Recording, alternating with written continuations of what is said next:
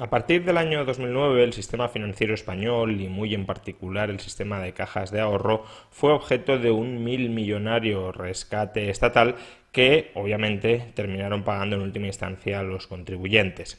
Justamente porque hubo dinero público implicado en este reflotamiento del sistema de cajas de ahorro español, el Banco de España cada año actualiza sus estimaciones de cuál ha sido hasta el momento el coste neto que para los contribuyentes ha supuesto ese salvataje estatal. Y justamente acaba de publicar sus estimaciones actualizadas hasta este año, hasta el año 2019. Así pues, ¿cuánto dinero recibieron en términos netos el conjunto de cajas de ahorro españolas? Bueno, empecemos por las cifras brutas. Entre el año 2009 y la actualidad, el sistema financiero español, más en concreto, insisto, el sistema de cajas de ahorro, recibió 78.500 millones de euros. En particular, Bankia y Banco Mare Nostrum, actualmente fusionados, recibieron 24.100 millones de euros. Catalunya Bank, antiguas cajas, 13.900 millones de euros. La CAM, la Caja de Ahorros del Mediterráneo, 12.500 millones de euros. Nova Caixa Galicia, 10.300 millones de euros. Banco de Valencia, que era un banco pero propiedad de Bancaja, es decir, de una caja integrada en Bankia posteriormente, 6.100 millones de euros. Caja Castilla-La Mancha, 4.200 millones de euros. UNIM, 2.900 millones de euros. CEIS, 1.600 millones de euros. Cajasur, 1.200 millones de euros. Banca Cívica, que también es un banco resultante de la fusión de varias cajas, 980 millones de euros. Caja 3, 400 millones de euros. Banco Gallego, un banco que a su vez era propiedad o el accionista mayoritario era Nova Caixa Galicia, 250 millones de euros. Y Liberbank, también procedente de la fusión de cajas de ahorros, 125 millones de euros. Por tanto, el conjunto de cajas de ahorros, e insisto en este dato, estamos hablando fundamentalmente de cajas, aunque las ayudas las recibieran bancos, estos bancos o eran el resultado de la fusión de cajas o eran bancos propiedad de cajas. El conjunto de cajas de ahorro español recibieron 78.500 millones de euros. Ahora bien, esta suma no toda ella fue aportada por los contribuyentes. Una parte importante, alrededor del 30%, es decir, 23.100 millones de euros, fue integrada por el Fondo de Garantía de Depósitos de Entidades de Crédito, que ha sido, en esencia, un fondo que han ido dotando bancos, cajas y cooperativas de crédito para supuestamente rescatar a los depositantes de estas entidades en caso de que sufrieran problemas, pero que finalmente se utilizó para rescatar no solo a los depositantes, sino al conjunto de acreedores de las cajas de ahorros. En todo caso, estos 23.100 millones de euros fueron sumas que durante décadas aportaron los bancos y las cajas con cargo a sus beneficios y por tanto no fueron sustraídos a los contribuyentes. De esta manera, el coste bruto del rescate para los contribuyentes españoles no es de 78.500 millones de euros, sino de 78.500 millones de euros menos la aportación efectuada por el Fondo de Garantía de Depósitos de Entidades de Créditos, 23.100 millones, es decir, el coste bruto para el contribuyente fue de 55.400 millones de euros.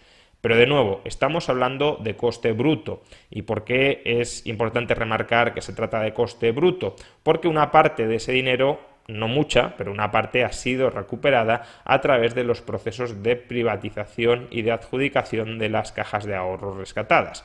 En particular, hasta el momento ya se han recuperado 4.500 millones de euros y, de acuerdo con el Banco de España, podríamos llegar a recuperar otros 9.500 millones de euros si se completa con éxito, y está por ver, el proceso de privatización de Bankia.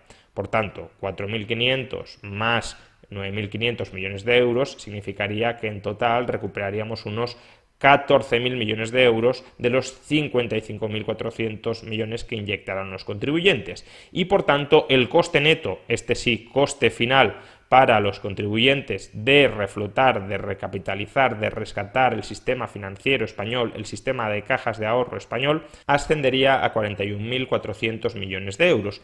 O para ponerlo en una magnitud que nos sea más fácilmente comprensible, que nos sea más cercana y más intuitiva, supondría un coste medio por familia española de 2.250 euros.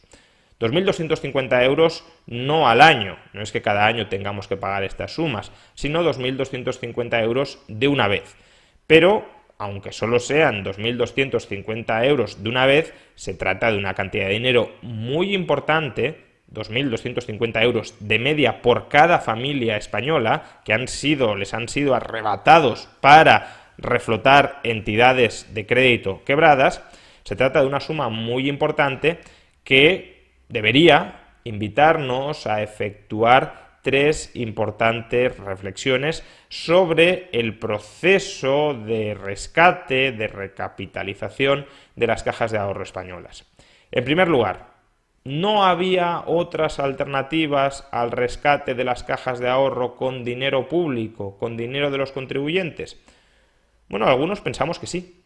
Algunos, en su momento, rechazamos de frente el rescate de las cajas con dinero del contribuyente y planteamos una alternativa que no se aplicó en su momento y que hoy es el modo de resolución preferente dentro de la legislación de la Unión Europea.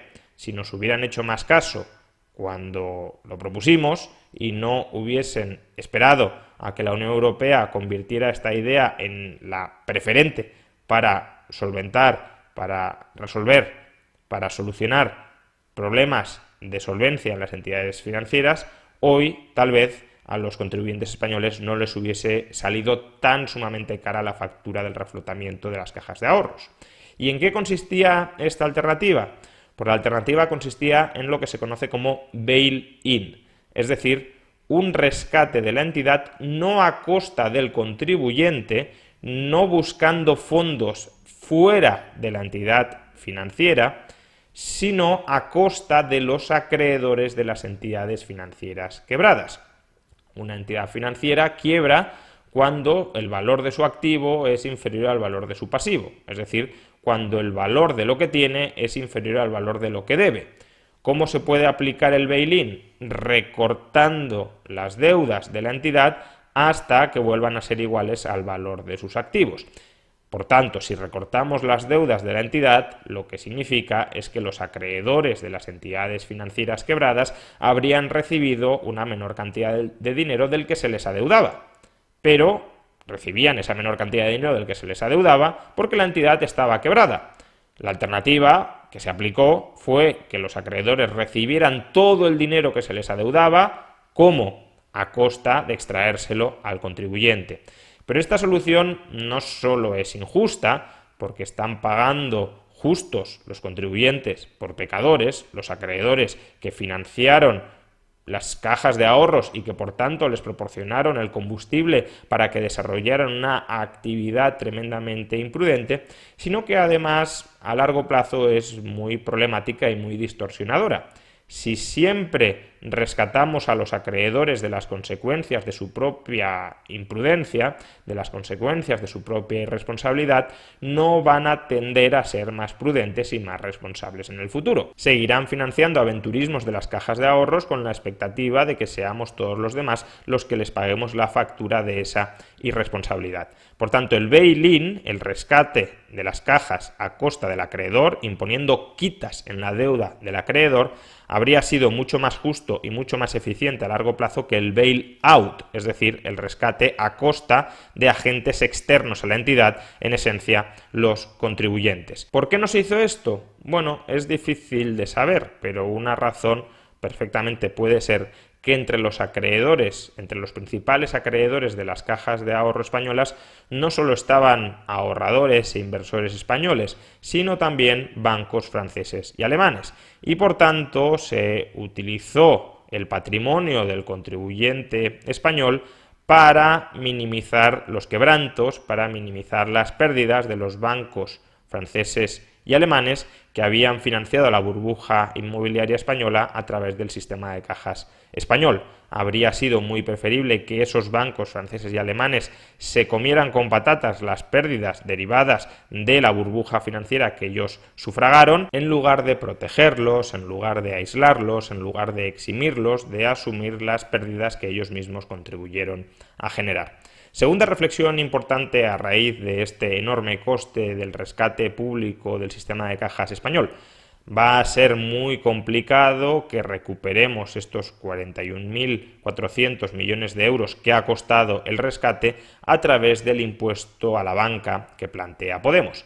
Recordemos que la formación de Pablo Iglesias estima que con este impuesto a la banca se podrían recaudar entre 1.000 y 1.400 millones de euros al año.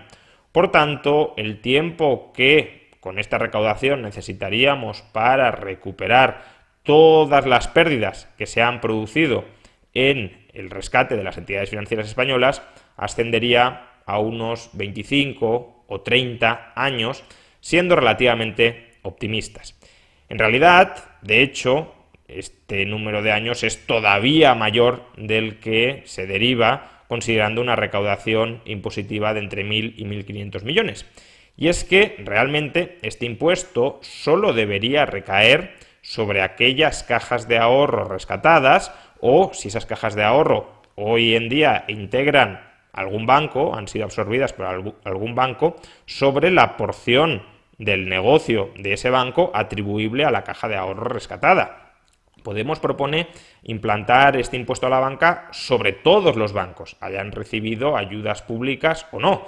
Pero si se trata de un impuesto que se dirige a recuperar el dinero que los contribuyentes inyectamos en las cajas y que no deberíamos haber inyectado, solo habría que cobrarles el impuesto no a la totalidad del sistema financiero, sino a aquellas entidades que específicamente recibieron ayudas públicas, que específicamente recibieron dinero del contribuyente. Pues bien, si restringiéramos el impuesto solo a aquellas entidades que realmente recibieron ayudas, que realmente fueron apoyadas forzosamente por los contribuyentes, la recaudación previsible de este impuesto oscilaría entre los 300 y los 400 millones de euros al año. Es decir, necesitaríamos un siglo para recuperar el agujero que nos ha dejado el rescate de las cajas de ahorro españolas a los contribuyentes a través del impuesto específico sobre las entidades rescatadas que plantea Podemos. No estoy criticando en sí mismo el impuesto, sobre todo si se establece sobre las entidades que fueron objeto del rescate. Me parece una buena idea tratar de recuperar para los contribuyentes el dinero que inyectaron en contra de su voluntad. Ahora bien, si vamos a tardar un siglo en recuperar las ayudas del rescate a la banca, lo que no tiene mucho sentido es que desde Podemos se nos venda que con este impuesto con el que recuperaremos en un siglo las ayudas del rescate, vamos a poder financiar una gran cantidad de gasto social. Estamos hablando de 300 o 400 millones al año que no dan dentro de un presupuesto de más de 450.000 millones de euros anuales, no dan prácticamente ni para pipas. Insisto, está bien querer recuperarlo, está bien incluso pensar en mecanismos como un impuesto específico sobre las cajas rescatadas que nos permitan reintegrar este dinero. Lo que no está bien es vender este instrumento como un reclamo electoral que permitirá repartir cantidades ingentes de dinero entre los ciudadanos sin poner en riesgo la sostenibilidad de las finanzas públicas. Y de hecho, la tercera reflexión que conviene efectuar, también a raíz de otra de las propuestas de Podemos, es que en esencia más vale prevenir que curar.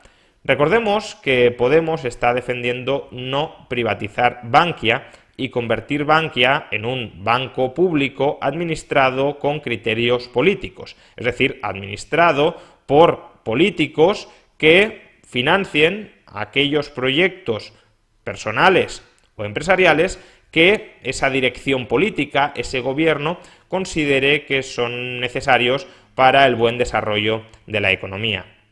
¿Por qué digo que es mejor prevenir que curar? Pues porque no olvidemos que este agujero de 41.400 millones de euros, de 2.250 euros de media por familia española, que nos ha legado el sistema de cajas de ahorro, es un agujero que se debe en gran medida a que las entidades rescatadas eran entidades públicas o pseudopúblicas, es decir, eran cajas de ahorros sin accionistas que las sometieran a la disciplina del mercado, que estaban administradas por políticos locales o regionales y que dirigían la actividad de esas cajas a perseguir una cierta obra social, financiar a aquellas personas a las que los bancos no querían financiar o en condiciones más ventajosas a las que los bancos querían financiarlas, o la obra social política de aquel partido que estuviera administrando, que estuviera tutelando en un determinado momento esa caja de ahorro. Es decir, se extendía crédito en condiciones imprudentes a algunas familias o en condiciones de cuasi corrupción a los amigos de los políticos, a los propios partidos políticos, para financiar aquellos proyectos que la banca consideraba demasiado absurdo, demasiado imprudente, demasiado antieconómico financiar. Este sistema de cajas de ahorro públicas y politizadas es lo que nos ha terminado costando, insisto, 41.400 millones de euros. ¿Qué sentido tiene ahora que Podemos se erija como paladín de la recuperación de este dinero público que se inyectó en las cajas de ahorro, al tiempo que está reivindicando regresar al modelo de cajas de ahorro que recurrentemente lo que hace es generar pérdidas para el contribuyente? Porque las cajas de ahorro son un banco público y politizado que por tanto no se guía según criterios de mercado, y las pérdidas que se generan por su actividad antieconómica integran el presupuesto del Estado, es decir, son pérdidas que se terminan comiendo los contribuyentes. Está bien querer recuperar el dinero público inyectado en las cajas, no está nada bien querer restablecer el sistema de cajas de ahorro para que dentro de 10, 20 o 30 años nos vuelvan a generar un agujero de 40.000 millones de euros antes incluso de haber recuperado el agujero presente con el exiguo impuesto que recaudaría entre 300 o 400 millones de euros al año que plantea Podemos. Por tanto, si alguna lección hemos de extraer de lo mucho que nos ha costado a los contribuyentes reflotar el sistema de cajas de ahorro español es: primero, cuando las entidades privadas quiebren, no inyectemos dinero del contribuyente, trasladémosles las pérdidas a los acreedores.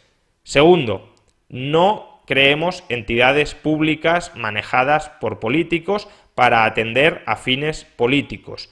Las entidades financieras deben someterse a la disciplina de mercado, es decir, financiar aquellos proyectos que son rentables y no financiar aquellos proyectos que no son rentables. Y si financian proyectos no rentables y pierden dinero, esas pérdidas, insisto, tienen que comérselas sus accionistas y sus acreedores, no los contribuyentes. Y tercero, no vendamos humo con la capacidad recaudatoria de un impuesto sobre la banca dirigido a recuperar el coste de las ayudas públicas. La finalidad puede estar muy bien, pero su capacidad recaudatoria es muy escasa y por tanto no debería usarse esa exigua capacidad recaudatoria para vender propagandísticamente programas de aumento del gasto público que tan solo dispararían o los impuestos sobre el resto de españoles, empezamos diciendo que pagará la banca y termina pagando el conjunto de los españoles, o aumentos de la deuda pública que también en el futuro terminarán pagando el conjunto de los españoles. Aprendamos la lección correcta del rescate a las cajas que nunca debió producirse.